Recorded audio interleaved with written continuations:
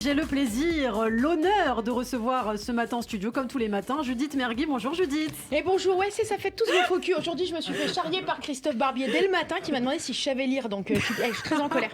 Je suis très en colère. Bon, alors quoi de neuf ce matin? Ah oui, alors en plus, surtout que ça va pas du tout avec ma grande résolution. Je vais tenter une nouvelle carrière, messieurs, dames. Voilà, je vous le dis, j'ai réfléchi. Alors, c'est une carrière physique qui demande un beau port de tête et un chignon impeccable. Non, mais attendez, vous pensez pas que c'est un petit peu tard pour être danseuse là?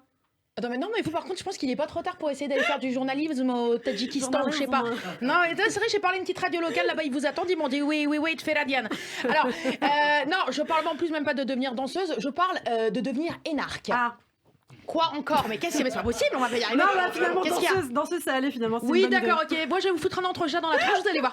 Non, mais ça va la calmer, dis donc. Non, mais vous voulez vraiment devenir énarque? Non, justement. Alors, en fait, je veux pas parler juste de moi-même, parce que, pardon, Ilana, hein, mais d'être altruiste, hein, de vouloir parler du reste des femmes en général. Je vais parler des femmes énarques, parce qu'en effet, c'est une cause beaucoup plus noble. Et puis, c'est surtout, en fait, parce que moi, voilà, hein, j'ai à peine le niveau scolaire de la NPE, alors ENA, voilà, hein, vous dire. Non, le max que je puisse faire là-dessus, c'est une chronique de 3 minutes et encore, hein, Ilana, si je vous ai mis des relances parfaitement inutiles, c'est pas parce que j'aime le son de votre voix, soyons honnêtes, c'est pour gagner du temps. Alors, je pose la question par principe, mais évidemment, tout le monde autour de cette table se souvient de ma chronique en mai dernier sur la réforme de la haute fonction publique. Ah, évidemment, bien sûr. Voilà, donc Ilana va résumer rapidement pour les auditeurs qui l'auraient raté. Ah, on la ramène moins, la Pietragella. Alors, non, à la suite de cette réforme historique, sachez-le, une étude nommée Énarques et femmes, le genre dans la fonction publique a été effectuée par Elsa Fabier, doctorante à l'EHESS, qui a reçu le prix de la thèse de sciences sociales 2021 à l'université PSL.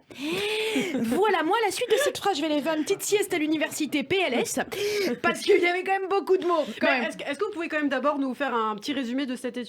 Oui, bien sûr, comme ça vous pourrez le joindre à tous les autres résumés de mes chroniques que vous avez déjà et qui vous donnent ce minimum de culture G pour briller en société. Vous savez qu'au Tadjikistan, vous allez les épater, je le sens bien ça. Je sais.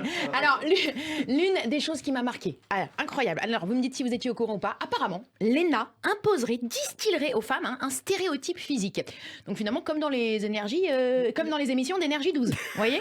On n'a pas encore pensé à faire les énarques à Marrakech. Ça pourrait être sympa, ça. Alors, parlons de parmi ces stéréotypes, moi, tout d'abord, l'étude parle de cheveux lisses. Bon, et ben voilà, c'est tout pour moi, merci beaucoup. Christophe Barbier, vous pensez pas que c'est dommage que la seule raison pour que je ne puisse pas aller à l'ENA, ce soit une raison capillaire? Parce que pour la piscine, je comprends qu'on nous discrimine, mais là, c'est dégueulasse. Vous voyez, par exemple. Alors ensuite, la voix douce. Ok, bon, voilà, j'ai l'impression que plus on avance dans la description, plus j'ai l'impression qu'ils me décrivent moi. Donc voilà, ça se trouve à l'entrée de l'ENA, il y a une caricature de moi avec écrit mort ou vif, wanted. Non, mais alors, et enfin, vêtements et maquillage discret. D'accord, donc en fait, autrement dit, tous les séfarades, allez-y, circulez, il n'y a rien à voir, c'est voilà. Donc alors, ces critères qui, selon l'étude, finalement, permettraient d'incarner, attention, entre guillemets, je cite, la féminité dirigeante. Ça fait peur, ça, hein. Féminité dirigeante. Cersei Lannister.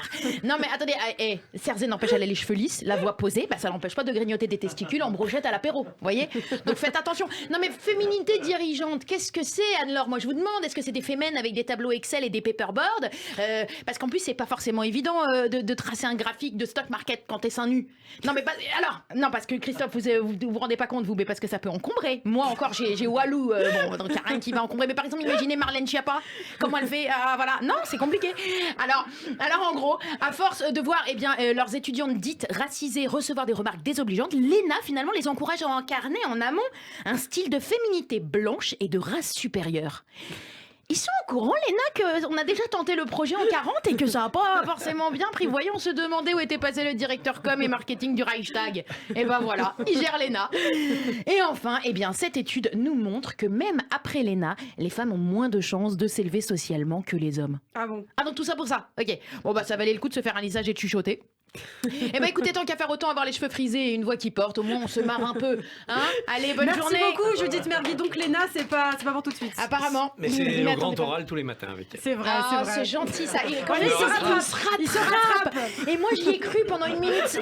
Non mais vraiment, écoutez, bon allez. On espère que cette chronique vous aura plu, Anne-Laure, en tout cas. Ah mais oui, très intéressante. Ouais, vous avez pas fait l'ENA. J'attendais, je me suis dit peut-être pas, mais non.